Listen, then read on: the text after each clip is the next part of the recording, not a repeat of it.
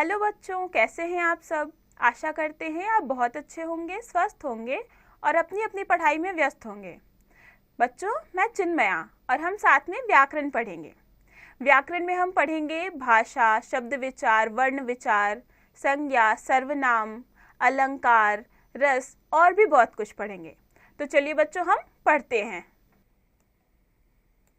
पाठ 2, वर्ण और शब्द, लेटर एंड वर्ड। तो चलिए बच्चों, हम आज का अपना पाठ शुरू करते हैं। आज हम पढ़ेंगे वर्ण और शब्द। जो कुछ भी हम बोलते हैं उन ध्वनियों को लिखने के लिए कुछ चिन्ह बनाए गए हैं। इन ध्वनि चिन्हों को ही वर्ण कहते हैं। वर्ण के टुकड़े खंड नहीं हो सकते, इसीलिए इन्हें अक्षर भी कहते हैं। वर्ण, लेटर, ध्वनियों को लिखने के लिए कुछ चिन्ह होते हैं। इन्हीं चिन्हों को वर्ण कहते हैं। वर्णमाला, किसी भाषा के सभी वर्णों के समूह को वर्णमाला कहते हैं। तो बच्चों, हम जो कुछ भी बोलते हैं उसको लिखते भी हैं। उसको लिखने के लिए कुछ ध्वनि चिन्ह निश्चित किए गए हैं। जो ध्वनि चिन्ह हैं उन्हें वर्ण कहा जाता है। वर्ण भाषा की सबसे छोटी इकाई है और इसके और छोटे टुकड़े नहीं किए जा सकते, इसलिए इसे अक्षर भी कहते हैं। और जो भी वर्ण समूह होता है उसे ही वर्णमाला कहते हैं। वर्ण के भेद, काइंड्स ऑफ लेटर। वर्ण के दो भेद होते हैं, स्वर वोवेल्स, दूसरा व्यंजन कॉन्सोनेंट्स। स्वर वोवेल्स, जिन वर्णों को बोलते समय अन्य किसी वर्ण का सहारा न लेना पड़े उन्हें स्वर कहते हैं। ये 11 होते हैं, अ, आ, ई, उ, री, ए, ओ, औ। स्वर के भेद, काइंड्स ऑफ वोवेल्स। स्वर दो प्रकार के होते हैं, ह्रस्व स्वर, दीर्घ स्वर। ह्रस्व स्वर, शॉर्ट वोवेल्स। ह्रस्व स्वर को मूल स्वर भी कहते हैं। इन्हें बोलने में दीर्घ स्वरों की अपेक्षा कम समय लगता है। ह्रस्व स्वरों की संख्या 4 होती है, अ, ई, उ, री। दूसरा दीर्घ स्वर, लॉन्ग वोवेल्स। दीर्घ स्वरों को बोलने में मूल स्वरों की अपेक्षा 2 गुना समय लगता है। दीर्घ स्वरों की संख्या 7 होती है, आ, ई, उ, ए, ओ, औ। तो वर्ण के भेद 2 होते हैं। बच्चों, वर्ण 2 प्रकार के होते हैं, एक स्वर और दूसरा व्यंजन। स्वर वे होते हैं जिनको बोलने में किसी अन्य वर्ण की सहायता ना लेने पड़ी। जो स्वतंत्र रूप से बोले जाते हैं वे स्वर होते हैं। स्वर भी 2 प्रकार के हैं, एक ह्रस्व स्वर, दूसरा दीर्घ स्वर। ह्रस्व स्वर वो होते हैं जो कि दीर्घ स्वरों की अपेक्षा कम समय में बोले जाते हैं। ये 4 होते हैं, अ, ई, उ, री। दीर्घ स्वर, दीर्घ स्वरों को बोलने में ह्रस्व स्वरों के मुकाबले 2 गुना समय लगता है और ये संख्या में 7 होते हैं, आ, ई, उ, ए, ओ, औ। मात्रा, स्वरों का जो रूप व्यंजन के साथ जुड़ता है उसे मात्रा कहते हैं। व्यंजन जो होते हैं वो स्वरों की सहायता से बोले जाते हैं, तो स्वरों का जो रूप व्यंजन के साथ जुड़कर बोला जाता है उसे मात्रा कहते हैं। दूसरा है व्यंजन, कॉन्सोनेंट्स। व्यंजनों का उच्चारण स्वर की सहायता से ही होता है। किसी भी व्यंजन वर्ण का उच्चारण बिना स्वर की सहायता से नहीं किया जा सकता। उच्चारण के आधार पर व्यंजन के 3 भेद होते हैं। पहला, स्पर्श व्यंजन, म्यूट कॉन्सोनेंट। जिन व्यंजनों का उच्चारण करते समय जीभ मुख के किसी न किसी भाग का स्पर्श करती है उन्हें स्पर्श व्यंजन कहते हैं। क से म तक के सभी वर्ण स्पर्श व्यंजन होते हैं। इन्हें 5 वर्गों में बांटा गया है। प्रत्येक वर्ण के नाम पर उस वर्ग का नाम होता है, जैसे कवर्ग, चवर्ग, टवर्ग, तवर्ग, पवर्ग। तो व्यंजन, बच्चों, व्यंजन वे होते हैं जो स्वरों की सहायता से बोले जाएं। इनका स्वतंत्र रूप से उच्चारण नहीं किया जा सकता। व्यंजनों के 3 भेद होते हैं। पहला है स्पर्श व्यंजन। स्पर्श व्यंजन में जो जिह्वा होती है वो मुख के किसी न किसी भाग के स्पर्श से व्यंजनों का उच्चारण करती है। व्यंजनों को भी, स्पर्श व्यंजनों को भी 5 वर्गों में विभाजित किया गया है, कवर्ग, चवर्ग, टवर्ग, तवर्ग और पवर्ग। ये 5 वर्ग हैं। दूसरा है अंतस्थ व्यंजन, सेमी कॉन्सोनेंट। जिन वर्णों का उच्चारण करते समय जीभ मुख के किसी भाग को पूरी तरह स्पर्श नहीं करती उन्हें अंतस्थ व्यंजन कहते हैं। य, र, ल, व अंतस्थ व्यंजन है। तीसरा है ऊष्म व्यंजन, सिबिलेंट कॉन्सोनेंट, जिन व्यंजनों के उच्चारण में मुख से गर्म श्वास निकलते हैं उन्हें ऊष्म व्यंजन कहते हैं। जैसे श, स, स, ह ऊष्म व्यंजन है। ध्यान दीजिए, शब्दों को शुद्ध रूप से लिखने की पद्धति को वर्तनी कहते हैं। उच्चारण की अशुद्धि से वर्तनी भी अशुद्ध हो जाती है, इसलिए उच्चारण का शुद्ध होना अति आवश्यक है। क्योंकि उच्चारण और वर्तनी का गहरा संबंध है, इसलिए हमें शुद्ध उच्चारण का अभ्यास करना चाहिए। तो व्यंजन का दूसरा भेद है अंतस्थ व्यंजन, जिसमें वर्णों का जो उच्चारण होता है वो मुख के किसी भाग को स्पर्श किए बिना होता है। वो होते हैं य, र, ल, व। फिर तीसरा भेद है ऊष्म व्यंजन। ऊष्म व्यंजन में जो व्यंजनों का उच्चारण होता है उसमें मुख से गर्म श्वास निकलती है, इसलिए इन्हें ऊष्म व्यंजन कहते हैं। ये भी हैं श, श, स और ह। अतिरिक्त व्यंजन। हिंदी वर्णमाला में ड और ढ दो अतिरिक्त व्यंजन होते हैं।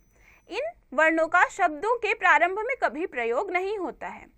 संयुक्त व्यंजन, जॉइंट कॉन्सोनेंट, दो व्यंजनों के मिलकर बने व्यंजन को संयुक्त व्यंजन कहते हैं। जैसे क्ष, क, श, त्र, त, र, ज्य, ज, य, श्र, श, र। पहला है अतिरिक्त व्यंजन। तो अतिरिक्त व्यंजन है ढ और ळ, तो इनका कभी भी प्रयोग शब्दों के पहले वर्ण के स्थान पर नहीं किया जा सकता।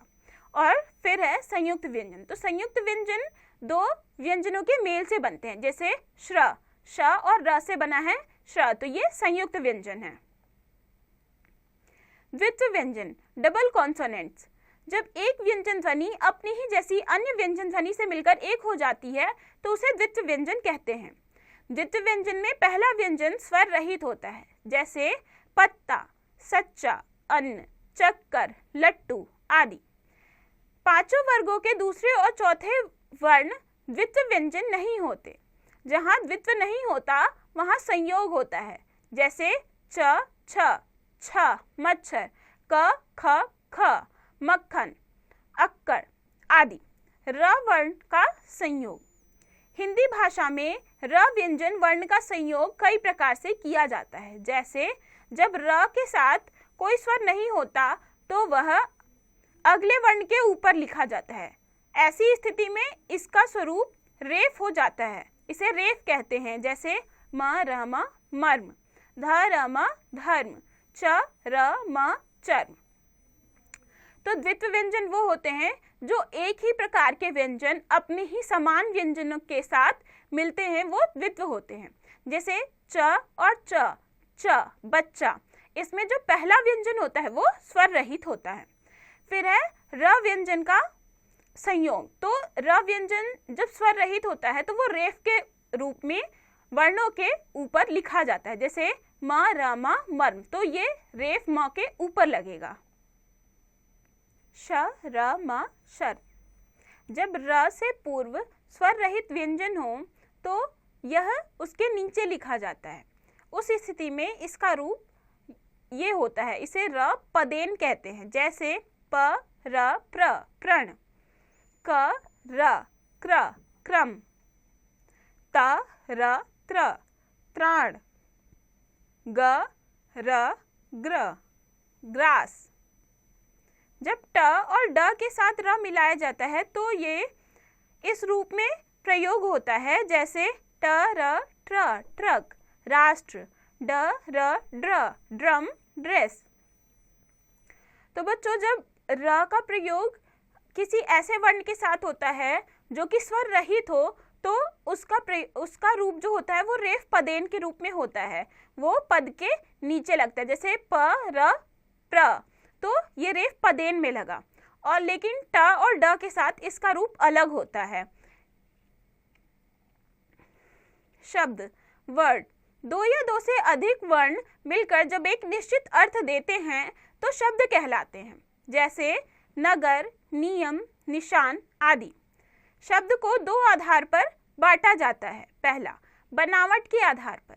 बनावट के आधार पर शब्दों के तीन भेद होते हैं। क, रूढ़ शब्द, वे शब्द जो एक निश्चित अर्थ के लिए प्रसिद्ध हो जाते हैं उन्हें रूढ़ शब्द कहते हैं, जैसे घोड़ा, लड़का, सूर्य, पृथ्वी आदि। इन शब्दों के सार्थक खंड नहीं हो सकते। ख, यौगिक शब्द। जो शब्द एक से अधिक शब्दों से मिलकर बनते हैं उन्हें यौगिक शब्द कहते हैं, जैसे विद्यालय, विद्या प्लस आलय, सुशील, सु प्लस शील। तो बच्चों, शब्द वो होता है जब दो या दो से अधिक वर्ण मिलकर एक सार्थक मेल बनाते हैं और एक निश्चित अर्थ देते हैं, तो वो शब्द कहलाते हैं। शब्दों को दो आधार पर बांटा जाता है। पहला, बनावट के आधार पर। जब शब्द को दो आधार पर बांटा जाता है, पहला है बनावट के आधार पर, और जब बनावट के आधार पर बांटा जाता है तो शब्द के तीन भेद होते हैं। पहला होता है रूढ़ शब्द। रूढ़ शब्द वो होते हैं जो किसी एक निश्चित अर्थ के लिए प्रसिद्ध हो जाते हैं, इनका कोई सार्थक खंड नहीं किया जा सकता। दूसरा होता है यौगिक शब्द। यौगिक शब्द जो होते हैं वो दो सार्थक शब्दों के मेल से बनते हैं, जैसे विद्यालय, तो विद्या प्लस आलय, विद्यालय, ये दोनों ही शब्द सार्थक हैं और मिलके एक नए शब्द का निर्माण करते हैं। भोजन, भोजनालय, भोजन प्लस आलय। देशभक्ति, देश प्लस भक्ति। इन शब्दों के सार्थक खंड किए जा सकते हैं। ग, योग रूढ़। जिन शब्दों के एक से अधिक अर्थ होते हुए भी वे एक निश्चित अर्थ के लिए हो जाते हैं, उन्हें योग रूढ़ कहते हैं, जैसे अक्षर, पंकज आदि। और तीसरा भेद जो है वो है योग रूढ़। योग रूढ़ जो होते हैं उनके एक से अधिक अर्थ होते हैं, लेकिन वो एक किसी निश्चित अर्थ के लिए ही प्रसिद्ध हो जाते हैं, जैसे अक्षर, अक्षर और पंकज, ये योग रूढ़ शब्द हैं। शब्द का दूसरा भेद होता है उत्पत्ति के आधार पर शब्द का विभाजन किया जाता है। तो दूसरा विभाजन उत्पत्ति के आधार पर होता है और इससे भी शब्द के दो भेद होते हैं। क, तत्सम शब्द। संस्कृत भाषा के जो शब्द हिंदी में अपने वास्तविक रूप में प्रयुक्त होते हैं उन्हें तत्सम शब्द कहते हैं, जैसे अग्नि, नृत्य, अंधकार, ग्राम आदि। ख, तद्भव शब्द।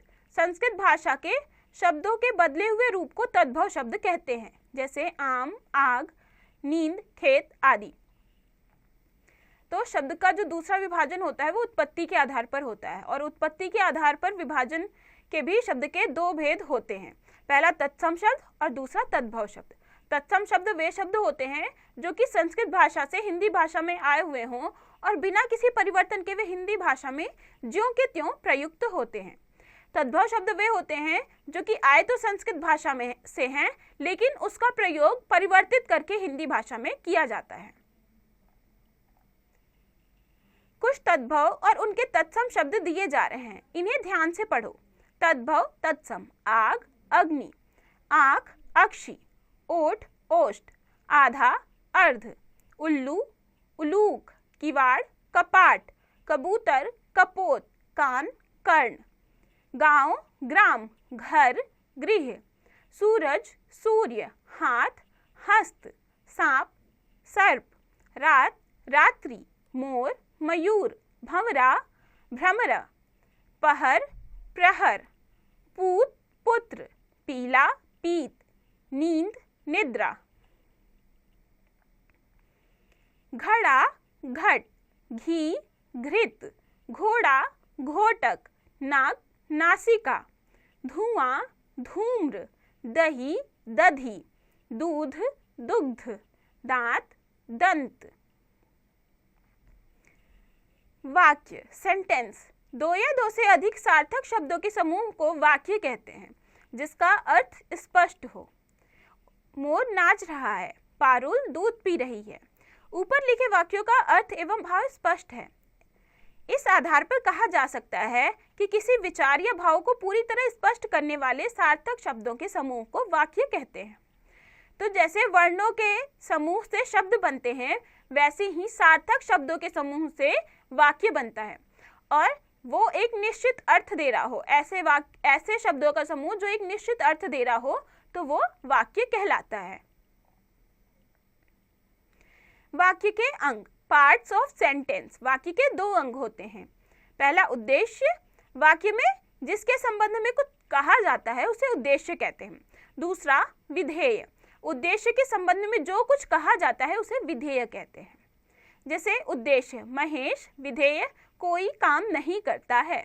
उद्देश्य सोनम विधेय पढ़ रही है। उद्देश्य बच्चे विधेय कहानी सुन रहे हैं। तो वाक्य के दो अंग होते हैं, एक उद्देश्य, दूसरा विधेय। उद्देश्य वो होता है जिसके बारे में कुछ कहा जा रहा है, और विधेय वो होता है जो उद्देश्य के बारे में जो कुछ भी कहा जाता है वो विधेय होता है। जैसे महेश कोई काम नहीं करता, इसमें महेश जो है वो उद्देश्य है और कोई काम नहीं करता, ये वाक्य महेश के लिए कहा जा रहा है, तो कोई काम नहीं करता विधेय है।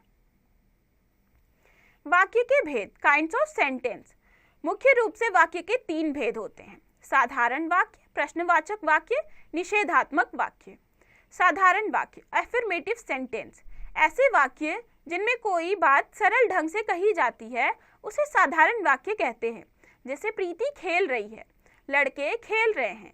दूसरा प्रश्नवाचक वाक्य, इंटेरोगेटिव सेंटेंस, जिन वाक्यों द्वारा कोई प्रश्न पूछा जाता है उसे प्रश्नवाचक वाक्य कहते हैं। जैसे क्या अजीत पढ़ रहा है, कुलदीप कहाँ जा रहा है। तीसरा निषेधात्मक वाक्य, नेगेटिव सेंटेंस, जिन वाक्यों में किसी कार्य के न होने का ज्ञान हो उसे निषेधात्मक वाक्य कहते हैं। जैसे ब्रिजेश पत्र नहीं लिख रहा है, सरोज नहीं आ रही है। तो बच्चों वाक्य के 3 भेद होते हैं, साधारण वाक्य, प्रश्नवाचक वाक्य और निषेधात्मक वाक्य। साधारण वाक्य में कोई भी वाक्य जो होता है वो कोई भी बात जो होती है वो सरलता से साधारण रूप से कही जा रही होती है। जैसे वह जा रहा है, ये साधारण रूप से कहा जा रहा है, तो ये साधारण वाक्य है। दूसरा प्रश्नवाचक वाक्य, प्रश्नवाचक वाक्य में कुछ पूछा जा रहा होता है। जैसे वह कहाँ जा रहा है, तो कहाँ जा रहा है इसमें पूछ रहे हैं, तो ये प्रश्नवाचक वाक्य होगा। निषेधात्मक वाक्य, तीसरा निषेधात्मक वाक्य में किसी चीज के ना होने का ज्ञान होता है। जैसे वह नहीं जा रहा है, तो नहीं जा रहा है इसमें निषेध हुआ, तो ये निषेधात्मक वाक्य होता है। आओ कुछ करें। तो चलिए अब हम इस पाठ के अभ्यास को करते हैं। क, दिए गए प्रश्नों के उत्तर दो। यहाँ प्रश्न दिए गए हैं बच्चों, जिनके उत्तर आपको पाठ पढ़ के खुद देने हैं। ख, दिए गए वाक्यों में से उद्देश्य तथा विधेय पहचान कर उन्हें अलग अलग करके लिखो। वाक्य, मोर नाच रहा है, इसमें उद्देश्य मोर है, विधेय नाच रहा है। दूसरा है पिताजी अखबार पढ़ रहे हैं, तो उद्देश्य क्या है, पिताजी, और विधेय क्या है, अखबार पढ़ रहे हैं। तीसरा है निशा पत्र लिख रही है, इसमें उद्देश्य निशा है और विधेय है पत्र लिख रही है। चौथा है जाकिर बाजार गया, तो इसमें भी उद्देश्य जाकिर है और विधेय है बाजार गया। पांचवा है मेरा भाई रोहन आ गया, तो इसमें उद्देश्य है मेरा भाई रोहन और विधेय है आ गया। ग, इन ध्वनियों के अनुस्वार तथा अनुनासिक ध्वनियां छांटो। पहला, इसमें है दांत, तो दांत में अनुस्वार है या अनुनासिक, तो दांत अनुनासिक है। दूसरा है हंस, हंस में भी अनुनासिक ध्वनि है। तीसरा है डंका, डंका में अनुस्वार है। चौथा है डंक, डंक में भी अनुस्वार है। पांचवा है चांद, चांद में है अनुनासिक। छठा है सांच, सांच में भी अनुनासिक ध्वनि है। घ, दिए गए शब्दों के तत्सम रूप लिखो। पहला दांत, तो दांत का तत्सम रूप होगा दंत। दूसरा कान, कान का कर्ण। तीसरा आंख, आंख का अक्ष या नेत्र। चौथा नाक, नाक का नासिका। अंग, दिए गए शब्दों के तद्भव रूप लिखो। पहला दुग्ध, दूध। दधी, दही। घृत, घी। मयूर, मोर। च, दिए गए अंग्रेजी शब्दों के लिए हिंदी शब्द लिखो। कॉलेज, कॉलेज का होगा पाठशाला या विद्यालय। दूसरा प्रिंसिपल, प्रिंसिपल का प्रधानाचार्य। तीसरा क्लास, क्लास का कक्षा। चौथा टीचर, टीचर का अध्यापक।